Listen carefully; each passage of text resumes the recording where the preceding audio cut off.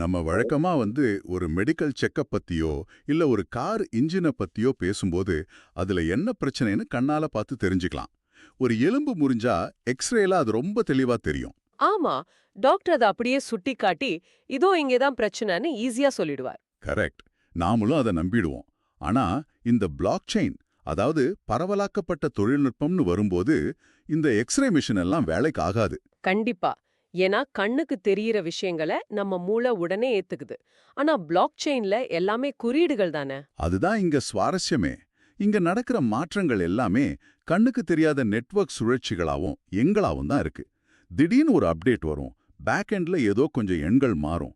ஆனா அது மொத்த சிஸ்டத்தோட செயல்பாட்டை அப்படியே புரட்டி போடும். எக்ஸாக்ட்லி. அந்த மாதிரி ஒரு சைலண்டான ஆனா ரொம்ப பவர்ஃபுல்லான ஒரு அப்டேட் பத்தி தான் நாம இன்னைக்கு பேச போறோம். ஆமா. இன்னைக்கு நம்மளோட இந்த ஆழமான அலசலுக்கு எல்லா நேயல்களையும் வரவேற்கிறேன். மே 7, 2026 அன்னிக்கு அவேக் ஆரிஜின் வெளியிட்ட ஒரு முக்கியமான அறிவிப்பு நம்ம கையில இருக்கு. அதாவது notice on Polygon chain parameter upgrade synchronization. இந்த தலைப்பு படிக்கும் போதே கொஞ்சம் ஆ டெக்னிக்கலா இருக்குல்ல. பாராமீட்டர் அப்கிரேட், சிங்க்ரோனைசேஷன்னு பெரிய பெரிய வார்த்தைகளா இருக்கு. ஒரு சாதாரண பயனருக்கு இதை ஏன் நம்ம தெரிஞ்சுக்கணும்னு தோணலாம். அந்த ஒரு கேள்வியோட தான் நம்ம இந்த அலசலையே ஆரம்பிக்க போறோம். அதாவது அவேக் குளோபல் கம்யூனிட்டி உறுப்பினர்களா இருக்கிற உங்களுக்கு இந்த ஆவணம் சொல்ற செய்தி என்ன? இதனால உங்க போர்ட்ஃபோலியோல என்ன மாற்றம் வரப்போகுது? ரைட். அது ரொம்ப எளிமையா புரிஞ்சுக்கலாம். சோ நேரா விஷயத்துக்கு வந்துருவோம். இந்த அறிவிப்போட அடிப்படை காரணம் அவேக் நெட்வொர்க் கிடையாது. அது இயங்குற அடித்தளமான பாலிகன் செயின்ல நடந்த ஒரு அப்டேட். ஆமா. மே 7 அதிகாலை நேரத்துல பாலிகன் நெட்வொர்க் அவங்களோட நெட்வொர்க் பர்ஃபார்மன்ஸை மேம்படுத்துறதுக்காக ஒரு அப்டேட் பண்ணிருக்காங்க. ஓகே, அந்த அப்டேட்னால என்ன நடந்தது? அதோட மிக முக்கியமான விளைவு என்னன்னா, ஒரு பிளாக் உருவாகுற வேகம் 2 வினாடியிலிருந்து 1.75 வினாடியா குறைக்கப்பட்டிருக்கு. இது பார்க்கறதுக்கு ரொம்ப சின்ன மாற்றமா தெரியலாம். ஆ, ஒரு வினாடியில 4ல ஒரு பங்கு நேரம் தான் குறையுது. இது எனக்கு எப்படி தோணுதுன்னா, ஒரு தொழிற்சாலையில இருக்கிற கன்வேயர் பெல்ட்டோட வேகத்தை கொஞ்சம் அதிகப்படுத்துற மாதிரி இருக்கு. கரெக்டான உதாரணம். முன்னாடி 2 வினாடிக்கு ஒரு பொருள் வெளியே வந்துச்சு, இப்போ 1.75 வினாடியிலே வந்துடுது. வெளியில இருந்து பார்க்கறவங்களுக்கு அந்த வித்தியாசம் பெருசா தெரியாது. ஆனா நாள் முழுக்க கணக்கிடும்போது இது ஒரு பெரிய வேக அதிகரிப்பு இல்லையா? நிச்சயமா. இதுல ஆச்சரியப்பட வேண்டிய விஷயம் என்னன்னா, நீங்க நிஜ உலக கடிகாரத்தை வச்சு இந்த 0.25 வினாடிய பார்க்க கூடாது. அப்படியா? வேற எப்படி பார்க்கணும்? பாலிகன் மாதிரி ஒரு நெட்வொர்க்ல ஒரு நாளைக்கு பல ஆயிரக்கணக்கான பிளாக்குகள் உருவாகுது.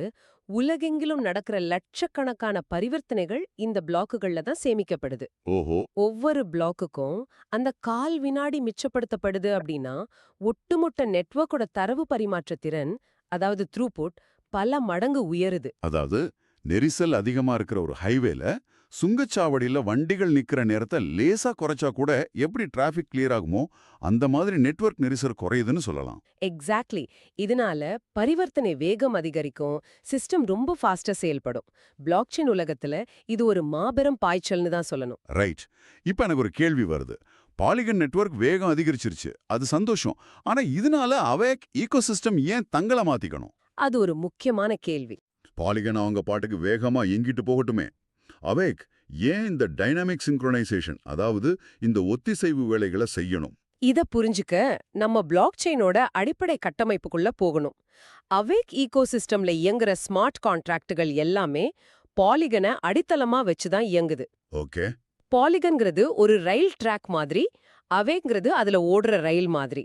ட்ராக்ல ஒரு மாற்றம் நடக்கும்போது ரயிலோட சக்கரங்களை அதுக்கேத்த மாதிரி அட்ஜஸ்ட் பண்ணலனா என்ன ஆகும்? சிஸ்டம் முரண்பட்டுடும், மொத்த செயல்பாடும் நின்னு போயிடும் இல்லையா? கண்டிப்பா. ஸ்மார்ட் கான்ட்ராக்டுகள் எல்லாமே கணித அடிப்படையில ரொம்ப துல்லியமான நேர கணக்கீட்டுல இயங்குற டிஜிட்டல் இயந்திரங்கள். ஆமா. அடித்தள நெட்வொர்க் வேகம் அதிகரிக்கும் போது அவேக் தன்னோட உள்கடிகாரங்களை, அதாவது இன்டர்னல் கிளாக்க இந்த புது வேகத்துக்கு ஏத்த மாதிரி மாத்தி அமைக்கல அப்படின்னா பரிவர்த்தனைகள் தோல்வியடையும். அப்போ அந்த டைமிங் மெக்கானிசம் தானாகவே சிங்க்ரனைஸ் செய்யப்படுது. இது மனிதர்கள் மேனுவலா செய்யறது கிடையாது, சிஸ்டமே செஞ்சுக்குது. ஆமா, தானாகவே தகவமைச்சுக்குது. இங்கதான் விஷயமே ரொம்ப சுவாரஸ்யமா மாறுது. அவேக் தன்னை தகவமைச்சுக்கிட்டத நேரடி விளைவா ஒரு பெரிய மாற்றம் நடந்திருக்கு. அவேக்ல நடக்கிற டெய்லி ரீஃபேஸ் பிளாக் சைக்கிள் இப்ப முன்கூட்டியே நடக்குது. கரெக்ட்.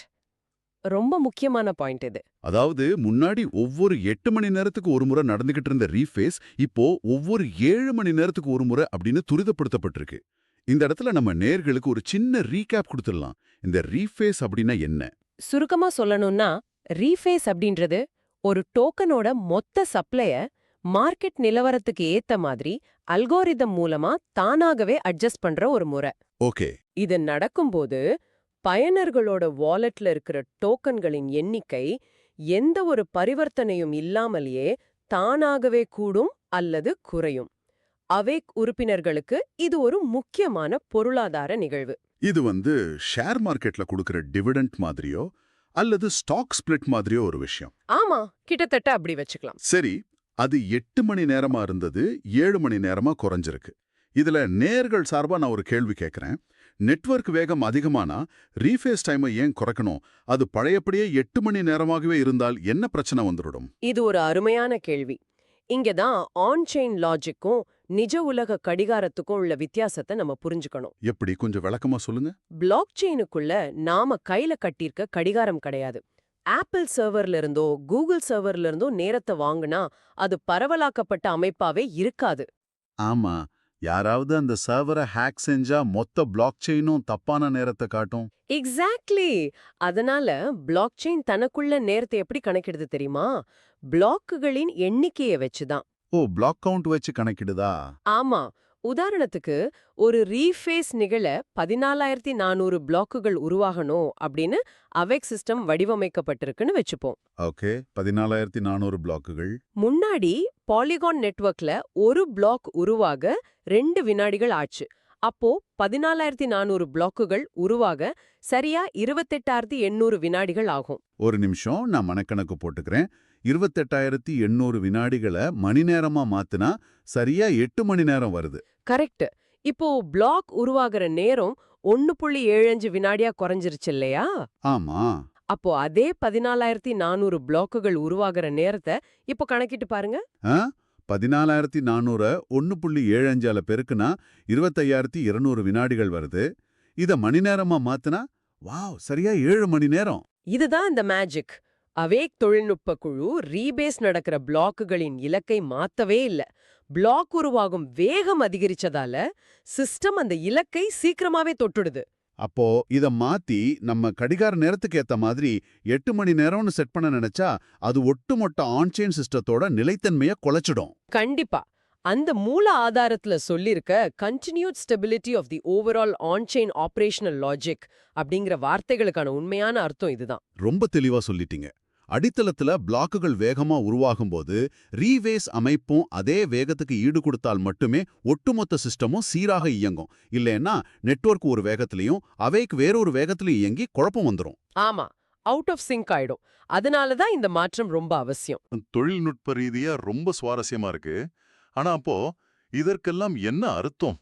ஒரு சாதாரண அவேக் குளோபல் கம்யூனிட்டி உறுப்பினருக்கு இதனால அன்றாட பயன்பாட்டுல என்னென்ன விஷயங்கள் நடக்கும்? அது ரொம்ப முக்கியமான பாயிண்ட். இப்போ நெட்வொர்க் வேகம் மாறினதுனால அவேக்கோட டெக்னிக்கல் டீம் நிறைய அப்டேட்களை செஞ்சுக்கிட்டு இருக்காங்க.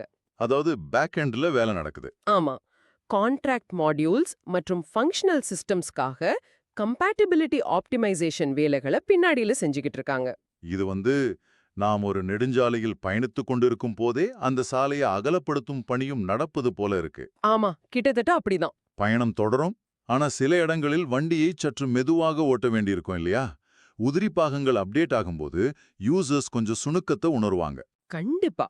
ஈகோசிஸ்டம் தொடர்ந்து இயல்பாக செயல்பட்டாலும் இந்த அப்கிரேட் நடக்கும் நேரத்துல சில பக்கங்கள், அதாவது பேஜஸ், தற்காலிகமாக மெதுவாக செயல்படலாம். இல்லனா சில ஃபங்க்ஷன்ஸ் லோடாக தாமதமாகலாம். ரைட்.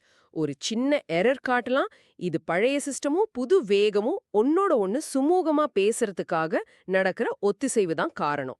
அப்போ நேயர்கள் இதை எப்படி புரிஞ்சுக்கணும்னா, உங்களுக்கு சில நேரங்களில் ஆப் மெதுவாக வேலை செய்வது போல தோன்றினால் தயவு செய்து பதற்றம் அடைய வேண்டாம். அது இந்த மெயின்டெனன்ஸ் வேலையால தான் நடக்கிறது. எக்ஸாக்ட்லி. யூசர்ஸோட ஃபண்ட்ஸ் எல்லாமே பாதுகாப்பா தான் இருக்கு. ரீபேஸும் கரெக்டா நடக்குது. ஃப்ரண்ட் எண்ட்ல காட்டுறதுக்கு மட்டும் கொஞ்சம் லேட் ஆகலாம். ஆமா. இத ஒரு பெரிய கண்ணோட்டத்துல பார்த்தோம்னா, இந்த தற்காலிக சுணக்கம் என்பது எதிர்காலத்தின் மிகப்பெரிய மேம்பாட்டிற்கான ஒரு சிறிய விலைதான் சொல்லலாம். ரொம்ப அழகா சொன்னீங்க. அவேக் குழுவும் ஒட்டுமொத்த சிஸ்டமும் நார்மலா இயங்குகிறது அப்படின்ற உறுதியை டாக்குமெண்ட்ல கொடுத்திருக்காங்க. ஆமா, லைவ் சிஸ்டம ஷட் டவுன் பண்ணாம அப்டேட் செய்யறது ஒரு பெரிய டெக்னிக்கல் அச்சீவ்மெண்ட். சோ நாம இந்த ஆழமான அலசலின் இறுதி பகுதிக்கு வந்துவிட்டோம். ஆதாரங்களில் கொடுக்கப்பட்டுள்ள முக்கிய அம்சங்களை நேயர்களுக்கு சுருக்கமா தொகுத்து வழங்கிடலாம். கண்டிப்பா 4 முக்கியமான பாயிண்ட்ஸ் இருக்கு. முதல் பாயிண்ட், பாலிகன் நெட்வொர்க் வேகம் அதிகரிச்சிருக்கு. ஒரு பிளாக் உருவாகிற நேரம் 2 நொடியிலிருந்து 1.75 நொடியா குறைஞ்சிருக்கு. ரெண்டாவது பாயிண்ட், அவேக் ஈகோ சிஸ்டம் அதற்கேற்ப தன்னை தானாகவே சிங்க்ரோனைஸ் செய்து கொண்டது.